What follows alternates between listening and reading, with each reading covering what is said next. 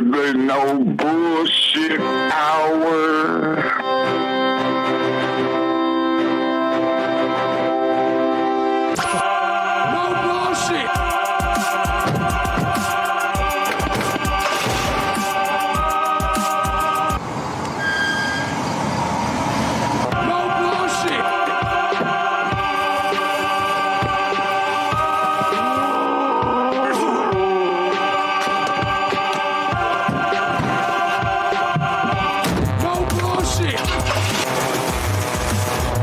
Let's just breaking news. Dub or bullshit. Dub or bullshit. No bullshit.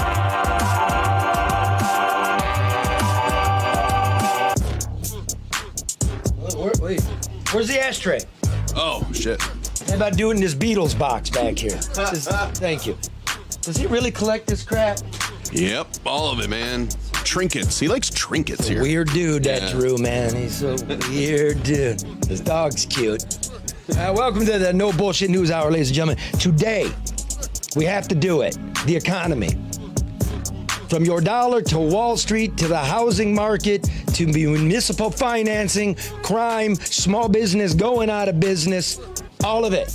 We got to do it. That's the news. And as we go, I'm gonna go ahead. Give me the Luke Nowacki song from Maurice Davis.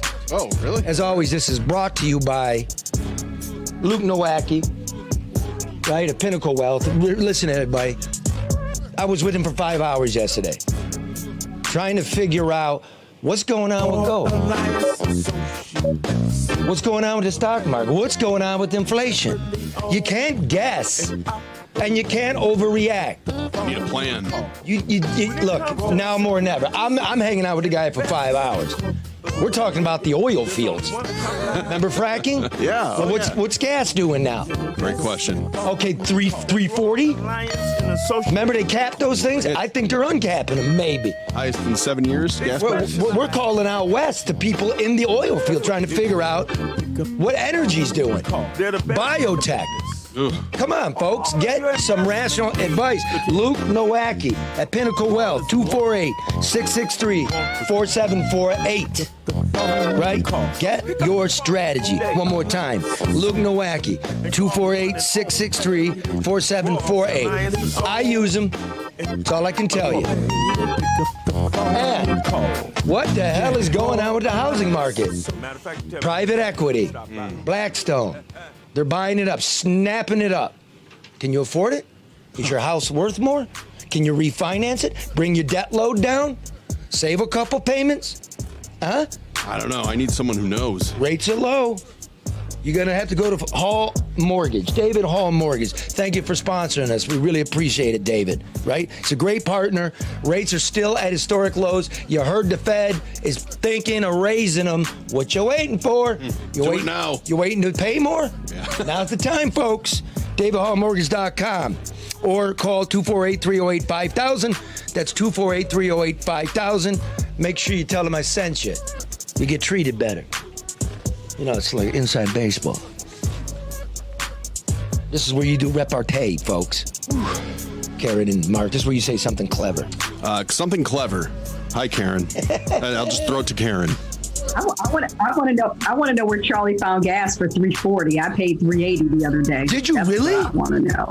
$3.80? Well, when you get premium. My car. Yes. Well, $3.80. $3.80. And did you pay credit? I always use my debit card. I don't go inside of gas stations. Right. So I mean, credit's $3.90, right? That's $4 fucking. Oof. Well, I don't know if debit is any different. I don't know. I get out, get out and get in. I don't hang out. So, but I just know it wasn't $3.40. Wow. Okay, so here's what we're gonna do. I hope this is gonna work. We got a Wall Street titan. I went to college with him. His name's Jeff Radtke. It took you 4 minutes to read his bio to me, man. That guy's done a lot. The guy's he's the freaking global guy. Yeah. I studied economics. What are you doing hanging out with him? We used to be football cheerleaders together. He's a great dude. Great. And over the course of the years, when I'm trying to figure out big picture, I call him to educate me. So he's one of my friends and one of my sources, and you're all entitled to it. I hope it works because he's just so in there. It's difficult sometimes, but I'll jump in. But before we get to him, Little nursing home update, because you know me. I'm not quitting. I'm not a Democrat. I'm not a Republican. I want the answers. I'm not a bozo guy in the media. I'm going till we get the answers. Here it is. It was 2 days ago. The New York Bar Association Task Force. Hardly a partisan outfit. Sure. Mm-hmm. Where they find that the Cuomo nursing home order to commingle, right, put hot patients back into nursing homes, did cause more deaths and should have been reversed sooner. Now, he only had it in place 6-7 weeks. And then switched. Our government, in a way, we still have it, but ours wasn't until October where they even addressed it. Okay? So it's important. So what do they find? That the Department of Health's unreasonable mandate led to the deaths. That it was commonly read, this decree from Cuomo's health department, it was commonly read as overriding, right, the regulations of nursing home facilities, right, in terms of their safety protocols. Like, that's going to be overridden. You have to take them. You're mandated to take them, Gotcha. whether you can or not. Yeah. Okay. Right? Cuomo's out there saying, I mandated. Yeah, but it was commonly assumed you just take them, and that's, in fact, what happened. The report also says it was unreasonable to leave the directive in place so long before he reversed it. In addition, the report notes that when the controversy over the directive erupted, Cuomo and his people ordered the nursing homes to secure a 60-day supply of personal protection equipment, which didn't exist, and it was too expensive for them. So they're cutting corners. It was a stupid directive. So they're verifying what I think most people thought. It's nice to have that report, though, huh? Yeah, again, you know, everything's political. Yeah. But what about we, the people, and our elders? Okay, at the same time, here's news from what we're doing in our corner. The House Oversight Committee, run by Republicans, of course, has called, here's the official letter, the Auditor General of the state of Michigan for a comprehensive review of nursing home deaths. Now, it's only a number. Mm-hmm. They want to know the true numbers, not about infection protocols and PPE. They want to know, they want to see the death certificates. They want the vital records reports from the long-term care facilities.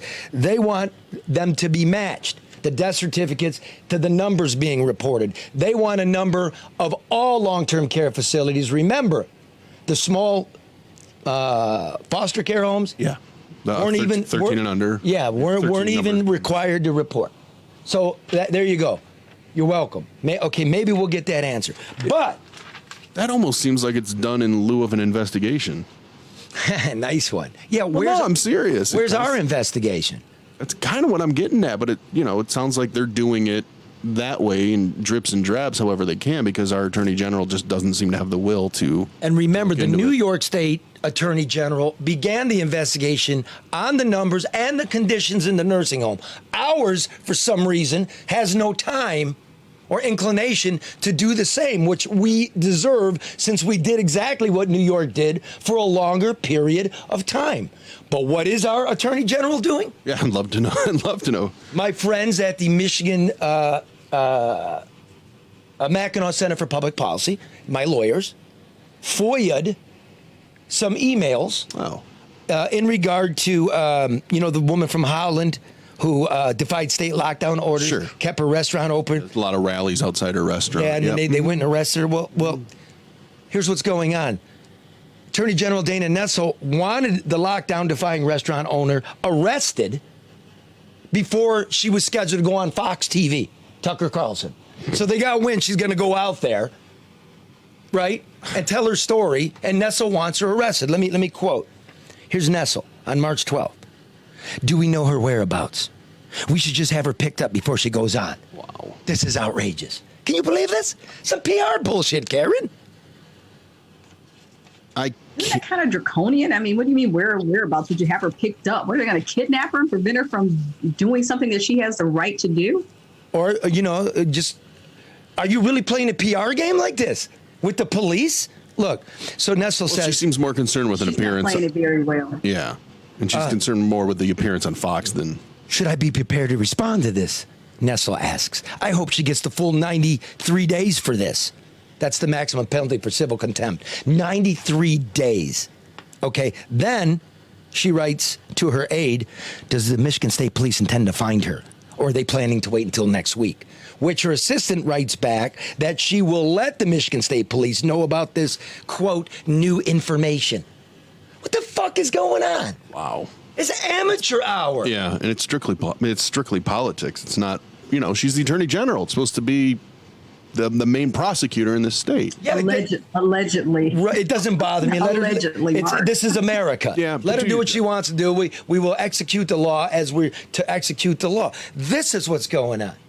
The county jails are fucked up. You're responsible for them. Okay, so Yeah. why don't I like Republicans? Oh, no. Those are all Democrats. The Republicans stink. I'm not doing your conspiracy theories. And the FBI led the charge on Capitol Hill, and Duggan had a secret wire underneath Cobo Hall to pump in fake votes. This is why I don't like Republicans. Listen to this. Oh, boy. So this is my research. Yes. This is the bill analysis, their breakout, the budget for next year.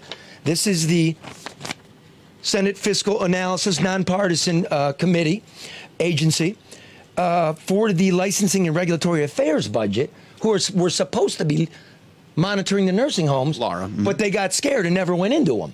Okay, so item number 4, the nursing home infection control surveys. Governor Whitmer included $1.1 million for nursing home infection control surveys in relation to the COVID-19 pandemic. 1.1 million. It's a little too late. Yeah. Okay, but maybe we're going to see what happens. It's not that much either. Okay. What'd the Senate do? They declined to fund it. Why? Republican-controlled Senate. Yeah. Okay. What did they decide to fund? $650,000 for increased inspections in the adult use marijuana market. So you're going to inspect the marijuana market, but not where the Not frail where and people infirm live. Next item. The governor included $500,000 from the Marijuana Regulation Fund to provide greater access to loans and capital for the marijuana industry. And we can't get a look At the long term. at how disease is spread in the nursing homes? Wow. Okay, so, Why would they decline that? It's just not that much money. Well, I can tell on the you budget. why. Yeah. okay, this is the Senate Finance Committee. Who's on the Senate Finance Committee? That would be Republican Senator Kurt Vanderwall, who's also chairs the Health Policy and Human Services Committee. Why do I point him out? Because he's one of the top money takers from the Nursing Home Political Action Committee. Oh, wow. Okay, and I'll give you the biggest recipients. The House Republican Campaign Committee, the Senate Republican Campaign Committee, the former Speaker of the House, the Chatfield Majority Fund, Curtis Vanderwall. You don't got us in mind. It seems like a poorly written drama, Like, it just seems too obvious. It is bullshit, folks. Wake up. God, man. Wake up. That's the shit. Unlikely. Okay, what we got? Okay, listen here. I like how you just disappeared and popped back up. Well, I was looking I for. know. I was looking because we got to get to Jeffrey here. Look, before we get to Jeffrey, right? Let me Yeah. just remind you about ADR. It's pretty simple. ADR consultants are the ones you call when you need to get something fixed, whether with the government, whether with your assets, whether you need permits you can't get, you're having property disputes, you need technology in your police department. The surefire fix-it guy, Barry Ellentuck. He knows his way around. Right? Construction, deconstruction, demolition, rehabilitation, project management, owner representative services, etc. You know it. Get it done the right way, no excuses. And always remember, ADR. A is for ethical. D is for honest. R is for smart. It's also discreet. Call Barry Ellentuck for... That's that U of M education. Thank yous. Thank yous. When I got my degree, that's what I said. Thank yous very much. Use. Call Barry Allentuck for a free consultation at 248-318-9424. Mention the No Bullshit Hour and tell them you need someone To fix. your shit. Amen. Okay, now I can't wait for this. Look, folks, economics, Freakonomics, everything's about money. Everything. Even when we're complaining about race. Why? Because some races of people got less than others. It's always about money. It's everything. The color is green. Now, today, inflation is through the roof. Unemployment is high. But the governor of Michigan is going to give unemployment dollars to people who take a job as a reward for actually fucking working. Right? Yeah, she's not going to turn away free federal money, but, people need to get back to work. Federal deficit spending is spent. The federal deficit. Yeah. They're spending like there's no tomorrow. They're printing money at a rate where you're wondering if there's going to be a tomorrow. The value of the dollar's falling. The price of gold's falling. The price of bonds is falling. Purchasing power's falling.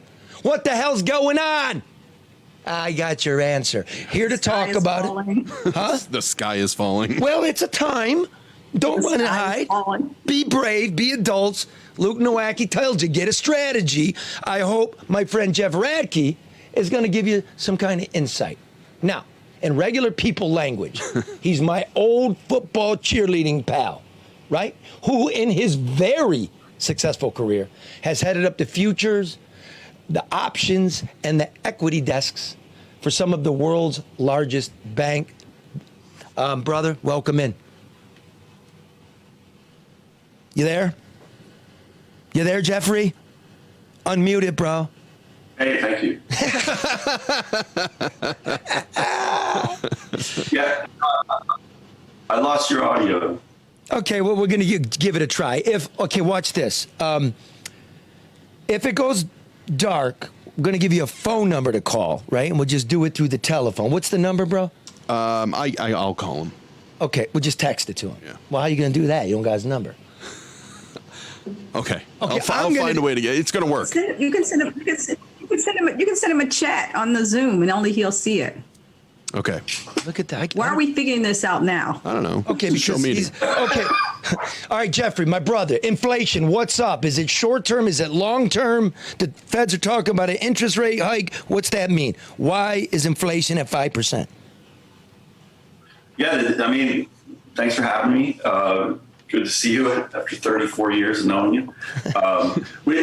It's pretty simple. I mean, the pandemic shut down the economy. The government stepped in to try and help provide liquidity via a mechanism called QE, where they issue reserves. They give that money to the central bank. The central bank buys treasuries, which gives money to the banks to go out and give loans. And when you do that, in 2020, the money supply was increased by about $5 trillion, which is massive. I think we're now up to like $20 trillion of money supply, and that creates inflation. And it also drives down interest rates and makes stuff look cheap. So let's do this. Developers go crazy. Every time you go into an America right now, Did he bag? Are you there, bro? Yeah, he's still Okay, there. Yeah. so look, quantitative easing. Let's explain what this is, right? Just tell me if this is right. The government doesn't have money, so they borrow money, but nobody wants to take the loan on. So what the United States Treasury issues bonds. We need a loan, give me your money, right? Who wants to buy that? There's not even a market for that. So the short math here is the Federal Reserve takes the Treasury's bonds, right? They end up buying them. Is that correct? Yes, from primary dealers. Okay. Banks. So That's exactly what happened. where does the Federal Reserve get money to buy them?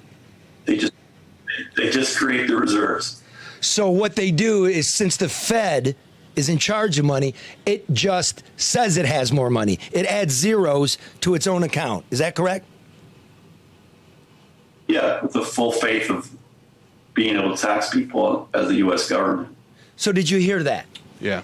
The federal government can't collect enough revenue to actually buy the things it uses and pay people. It's got to borrow. Nobody wants to borrow this in enough volume that the Fed, which is the bank for the Treasury, is just creating money. This would be illegal if I did it, right? It would be like me taking my bank statement. I want to go buy a house. It says $1,000. I write a couple zeros on it, and I've got $100,000.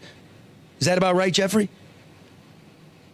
Yep, you got it. It's a simple math.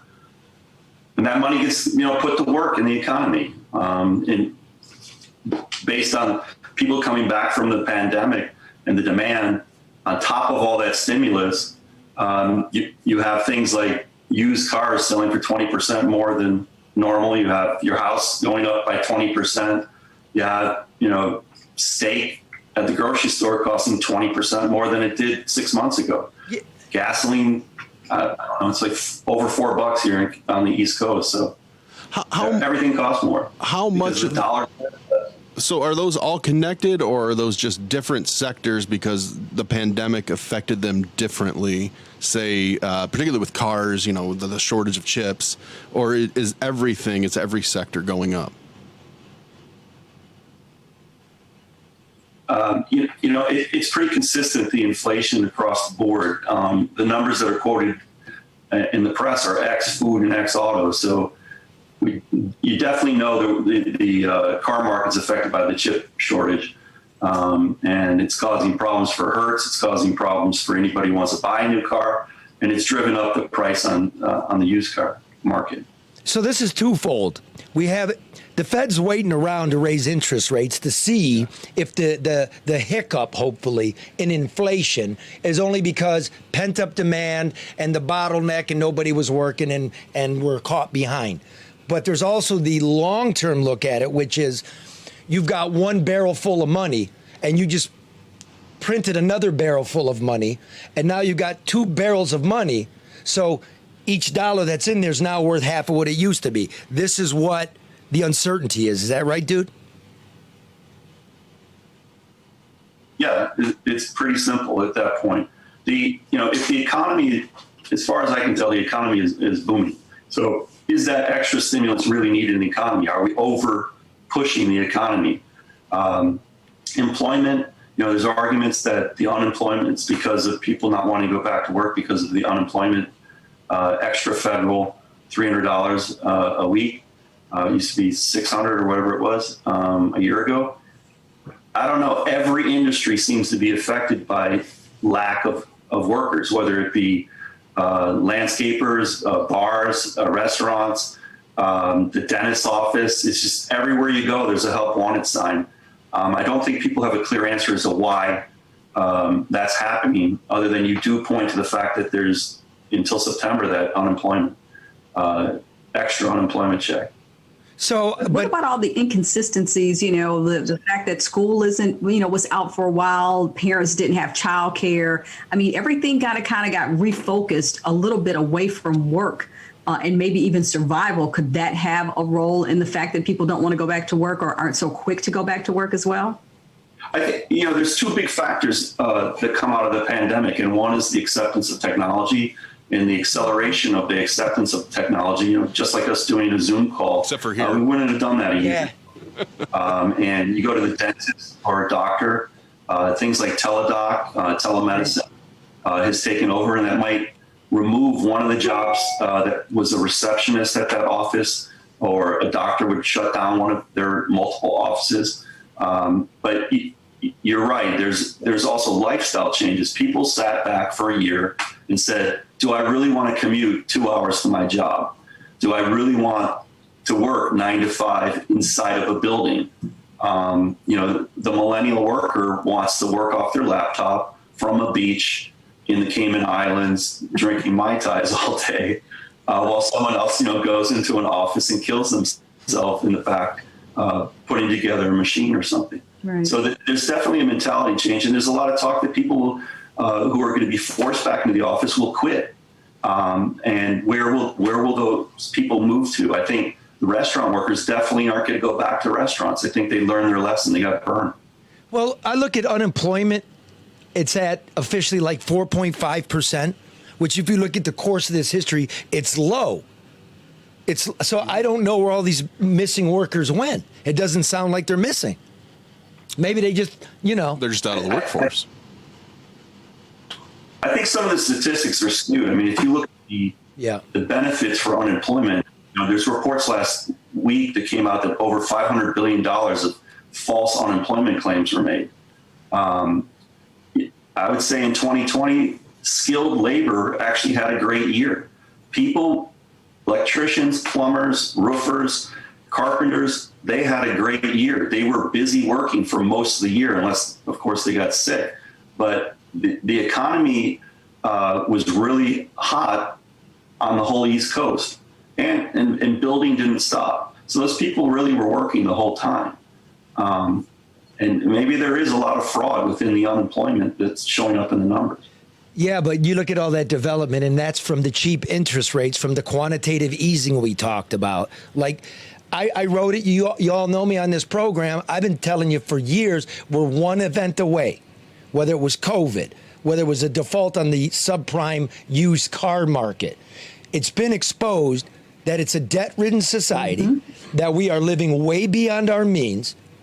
The president's got a new budget out, $6 trillion with a estimated $2 trillion deficit, right? That means we're going to have to print more money. I'll give you an example. In 2019, Trump's great year, right? The budget, federal budget was 4.5 trillion.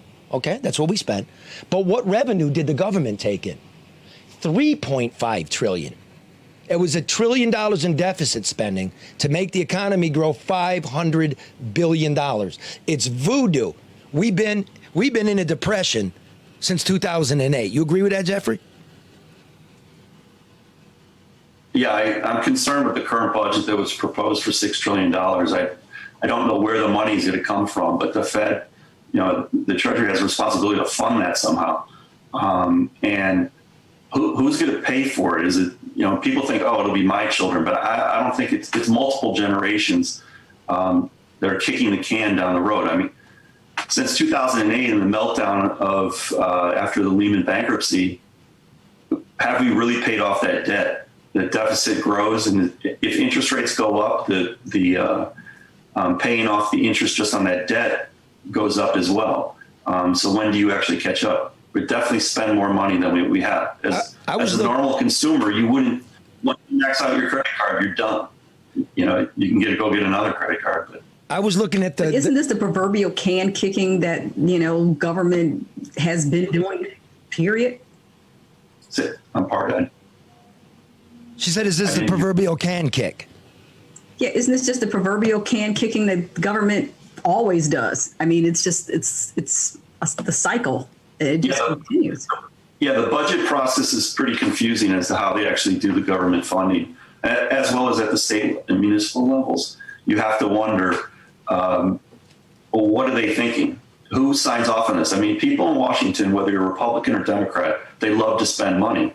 And we make it very easy for them to do that by not saying you have to have a balanced budget.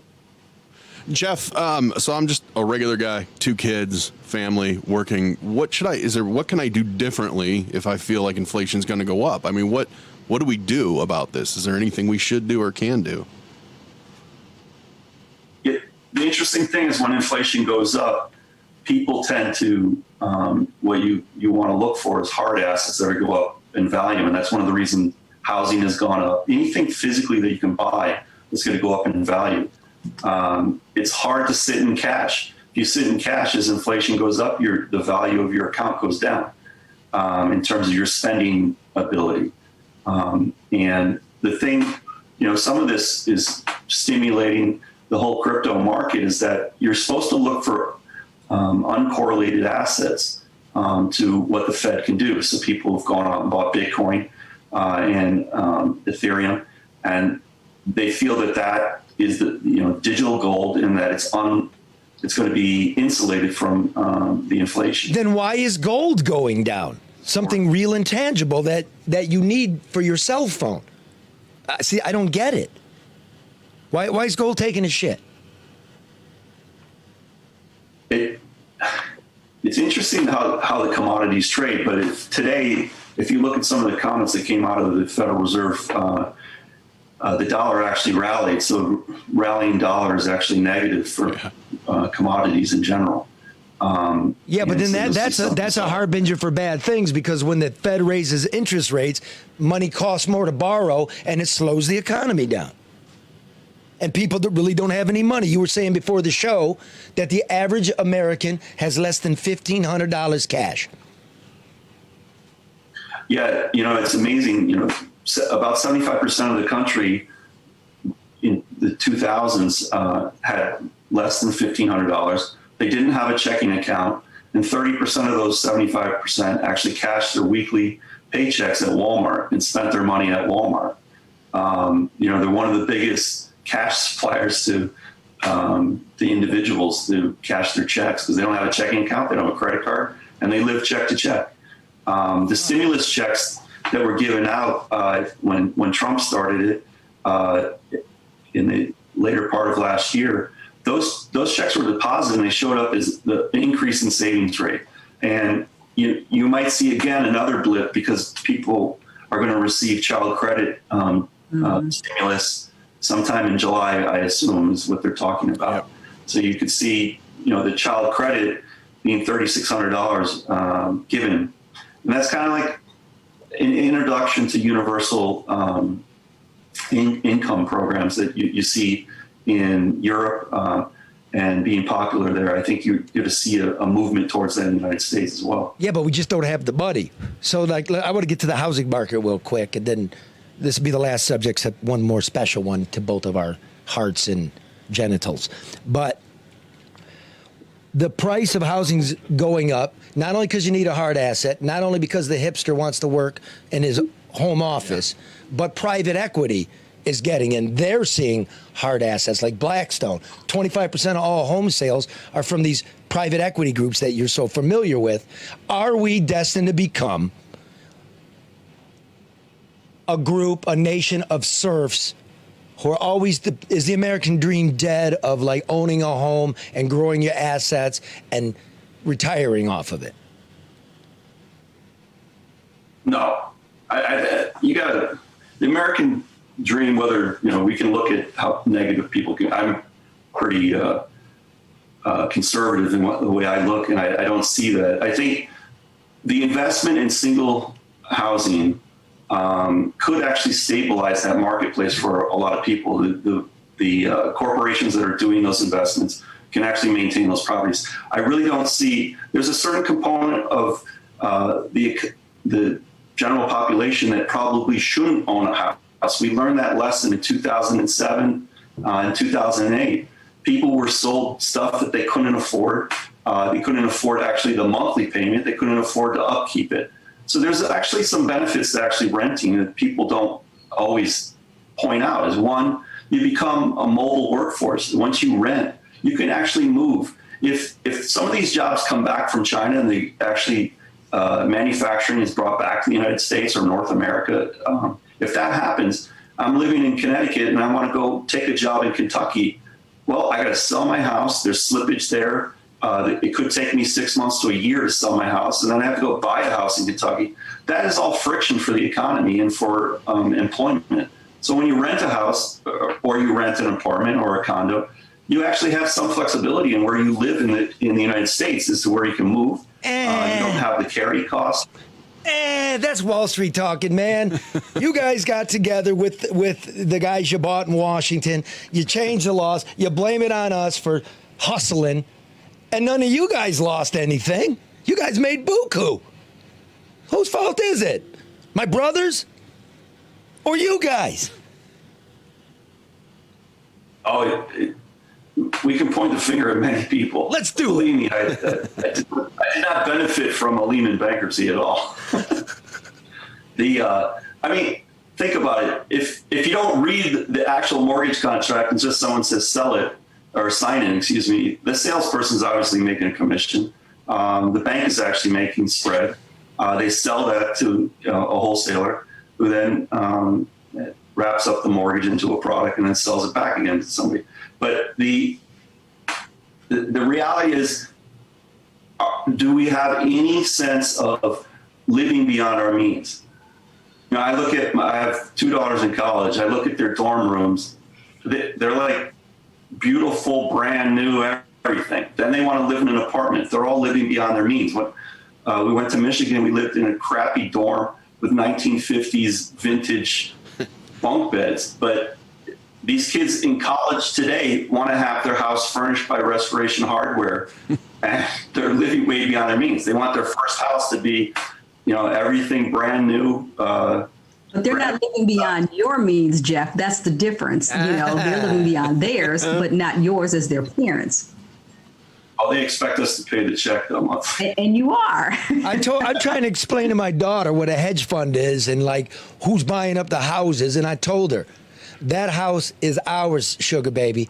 I don't know what it is for your generation. So respect it, keep an eye on it, and learn how to maintain it, because I just got this feeling that we're not in a cycle, brother. We're in an epic. If you look at that, if you have a concern that someone's buying up housing and you already own a house, that should be helpful to you, as there's actually demand for those houses. Yeah, but it's not helpful for my daughter because they're overpriced. She'll just live with you forever. Ah, man. All right, look. Here, look. Yeah, but I would say in 1950, people said the same stuff.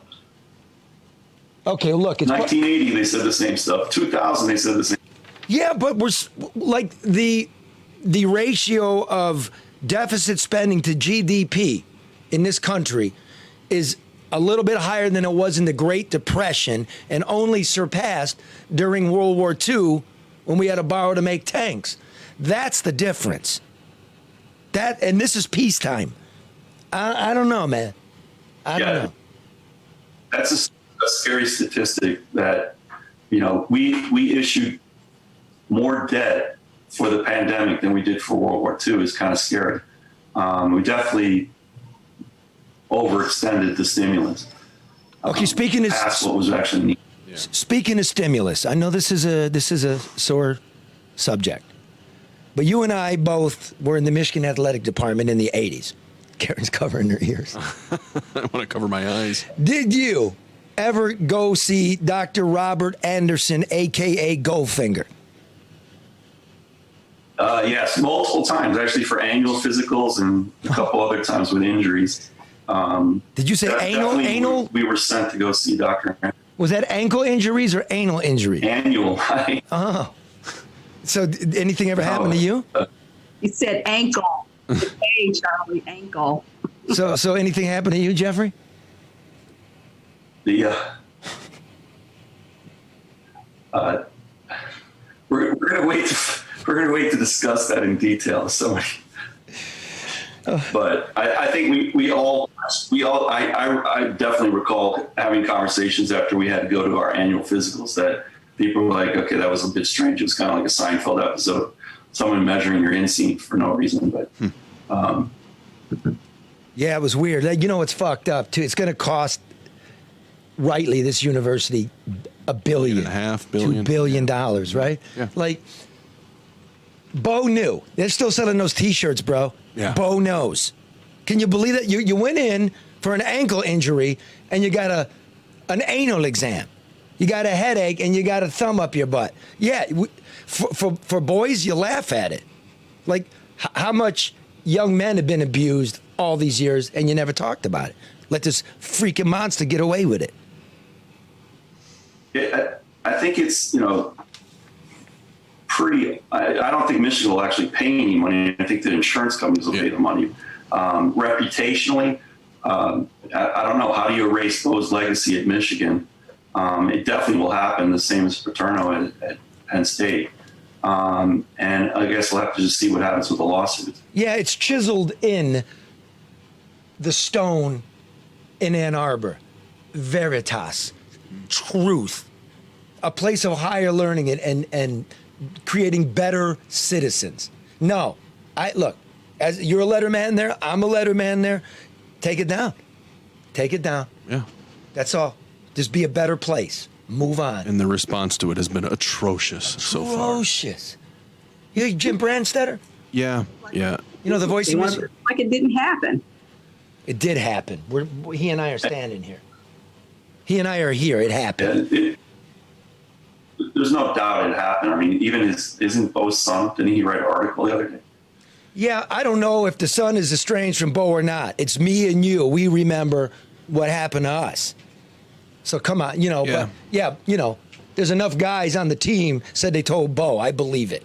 Yeah. And if he didn't know, dude, you fucking exposed us. You knew and you didn't say anything? Oh, come on. I would beat your ass if I could see you.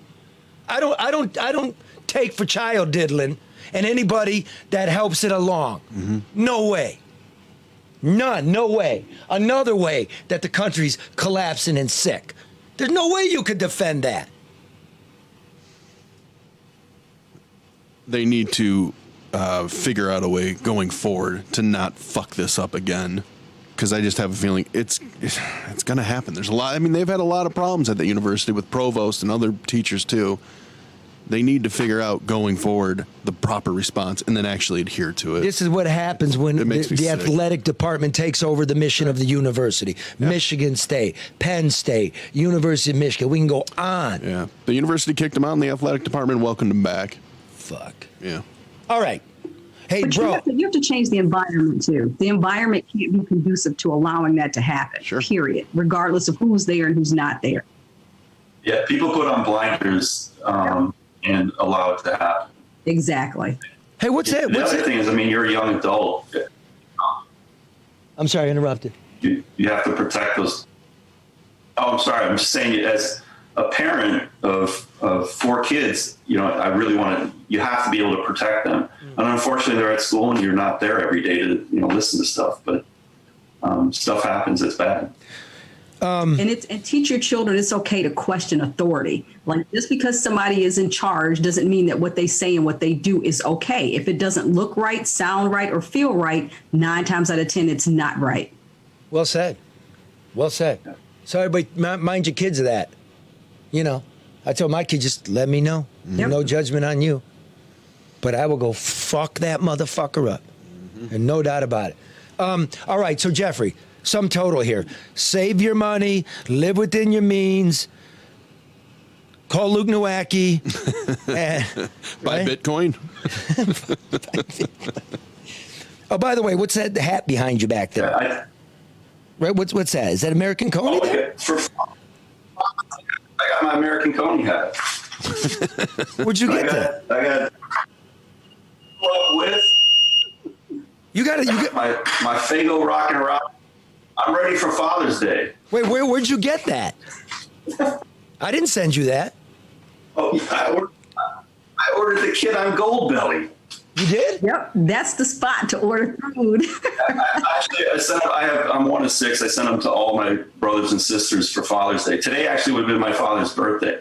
So usually we always send something to remind us of the food. But he used to bring us down to Lafayette and American. We'd sit there in front of the window, watch the guy with the arm out with all the dogs on it, flipping mustard in it. 2 seconds later, he'd sit down and brings back great memories of Detroit. Give them a taste. Are they tasty? Go ahead, give them a taste. Everyone loves This isn't mukbang. We don't need to watch him eat. I want to see if it's good. Look, watch. Yes, watch. Because every week we tell people get those, and let's see if they're any good. Good. Everyone loves eating on camera. You fuck yeah. All right, man. Look, I love you. I'll give you a call this weekend. Happy Father's Day. Wait, we're gonna let him finish. You got one more thing to say? Okay, man. Peace. My brother. Well, that's not the greatest outlook. Well, hey, look, that's okay. I don't know how that goes over with your audience. I know it's the summer, but that is for real. That the government runaway spending, you need a strategy. Mm-hmm. It's really bad when you don't know what your government's plan is, because we now know from a Wall Street titan that they don't really have a plan. Yeah. And we hate the unknown and not knowing. And there's a lot of not knowing with this economy this year. I just think, I remember, Karen, like I wrote for that magazine, The Spectator, in 2019, the comebacks a myth. Yeah. It's all debt. Charlie. It's all debt. But let me ask this though, Charlie, and maybe I should have asked Jeff this before he left. Just people that are in an okay position, what should they be doing to protect that okay position? I mean, everywhere you look and you hear, you get something different. I know that worry is not a strategy. What do you do? I really mean this. Like, at that point, you call a financial advisor who has a little more hipness to what's going on, because Mannequin Joe on this show likes Bitcoin. Mm-hmm. I don't like Bitcoin because you forget your password, you lose it. Like, why not gold? Well, because the Fed said we're going to raise interest rates. Gold is a hedge for inflation. But, and you say it every week with the Luke Reed about having an advice, just long term, man. It's going to go down. It's going to go up. It's going to go down. Stop with the day trading bullshit. Stop with the Wall Street bets. Stop with all that.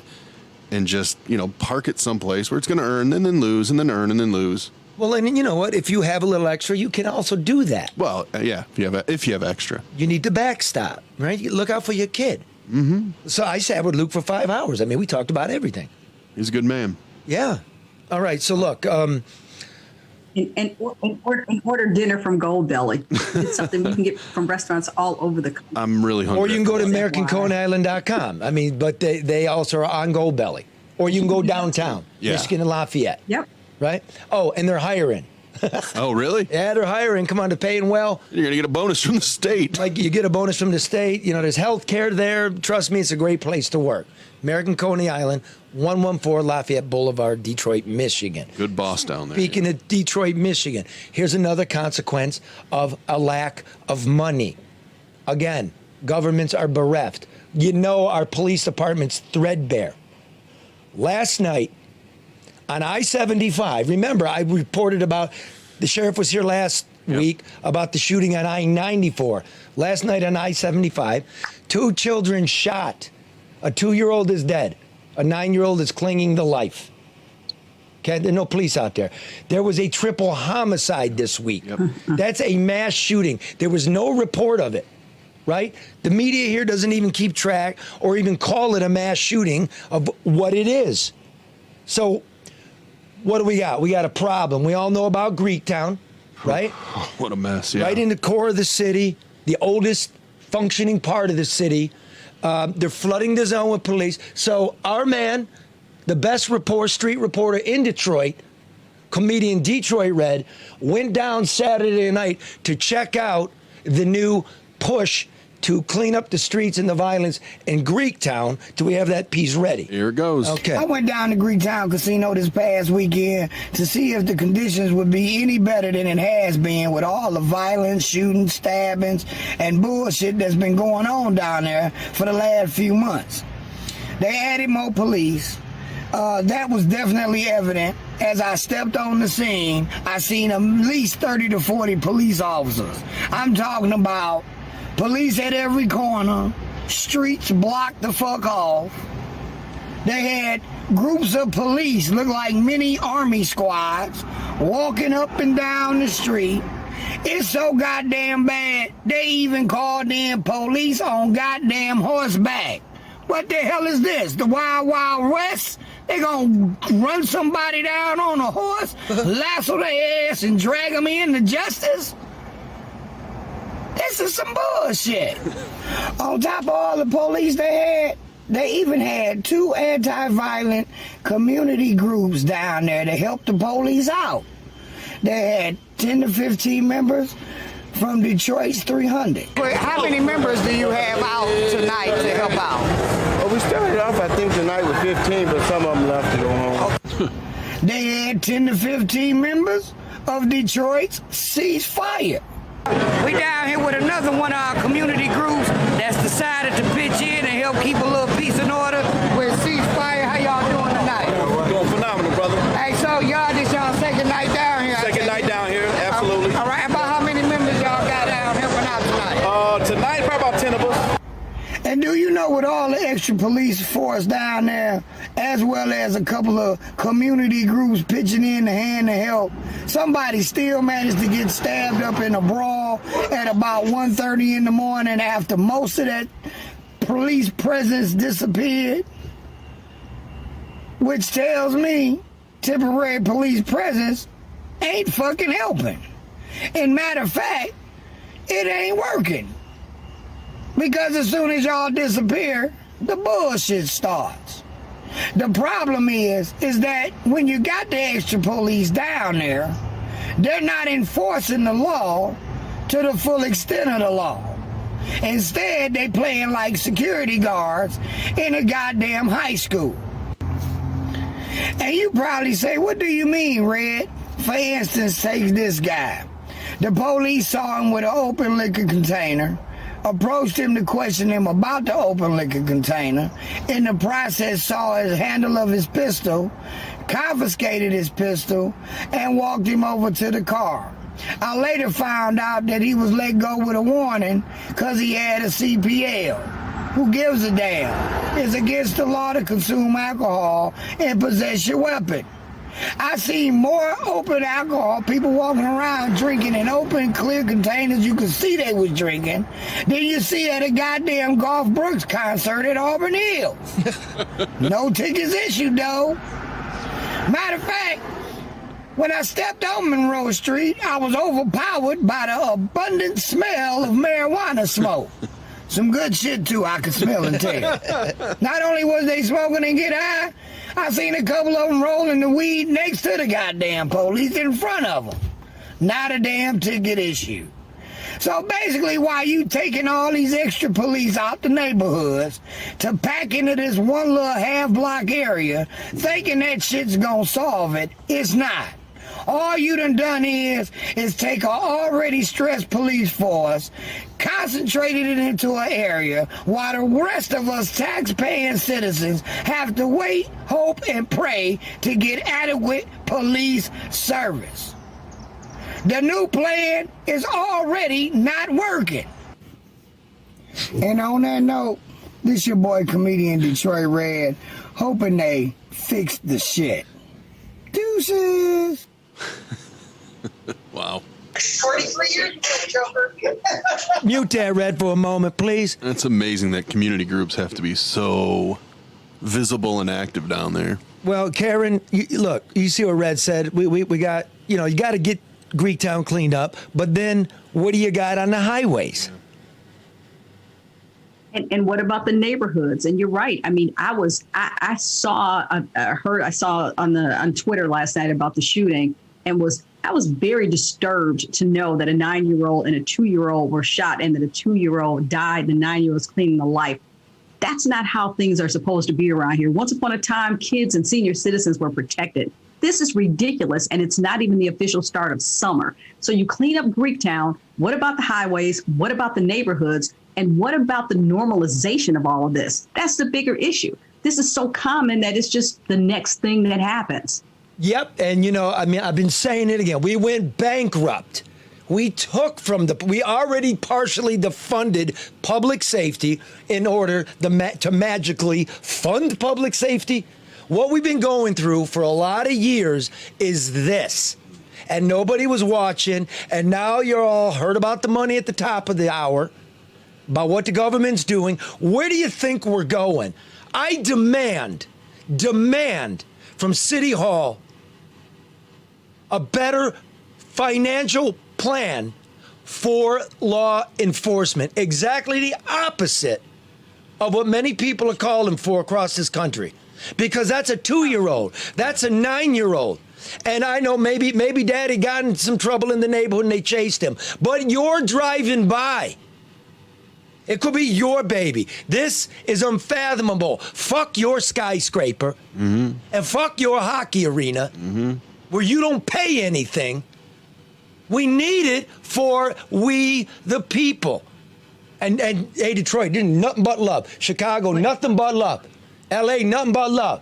Philly, nothing but love. It's all around the country, man. We got our priorities fucked up. Yeah. End of story. But Charlie, we've got federal dollars And there's a question about where those dollars go. And when I saw what was initially recommended before we're going to do the dog and pony, let's ask the citizens or the residents what they want, that there was $50 million allocated for public safety, a new fire truck, and that. What about making sure that our officers are armed, equipped, trained? What about expanding? I thought it was awfully, I don't even know the right word for it, when they had the melee in Greektown, that the officers are fighting with residents. There's like an all-out and out fight. That would never happen in any other city. So that's a good thing because nobody was shot, nobody was tased. But what are we doing? And how is it that we have extra money and you've got to give second thoughts as to whether or not you should return the money, the pensions, and invest in our law enforcement and our first responders? Why is that not a foremost thought? I have no idea. Look, you got a budget for squad cars. You got a budget for fire trucks. You take that stimulus money, buy that, take the budgeted money for the equipment and put it into overtime, put it into training. Put it into the people. The budget, the pension, we got a $200 million a year payment coming. Put it back into their health care coverage. Put it back into the things that were taken away. You're not allowed to do that. They were never part of the grand bargain, Charlie. We don't have enough. We never did, and we've been bullshitting. And this is what we get. And look, again, I don't want to be an I told you so, but I try in this community. Sometimes it's lonely. I told you this was going on. The nursing homes. This is nasty, man. I need better representation. Don't vote for the party. Vote for what the person's saying and hold them to it. Agreed. Now, having said it. Yeah. We got red down in Highland Park, which is wholly situated within Detroit. So within the heart of Detroit is Highland Park. Within Highland Park, the heart of Highland Park is Red Hot's Coney Island, celebrating 100 years next week. And then next month, they're closing the doors for good. Wow. What's up, Red? What's up? It's good to talk to y'all. Yeah, I'm down here, Red Hots in Highland Park, and let me tell you something. This place has been humming and busy and packed since I walked in the door. At one point, they were telling people 40-minute wait time. Every seat was taken. That's because everybody wants to say goodbye. Yeah. Hey, can you get Richard to come down, or is he busy? Coming out to get it. This is terrible. Fuck it. Very busy. Yeah, they still busy. Carol and Richard is running around here like better than young folks that I done seen working in a restaurant, and they handling this business. Can you walk over there so we can say hello to him? Richard has stopped. Huh? You know, as soon as we get our cash infusion, this technical shit is going to be so much better. Yeah, man. Guess look, they've never closed their doors. Yeah, you wrote a really good piece on this for Deadline, and it's kind of heartbreaking because he says he can't get any help down there. Is that the big reason? Is it they're old? I mean, the big reason is they're old, and the work ethic. He can't find a partner, and they've never been closed. Not through 2 race riots, not through 2 world wars, not through Vietnam. COVID closed them, and it just became obvious to them. You know what I mean? It's not that sometimes it's time. COVID didn't kill them, but it made things obvious. You know?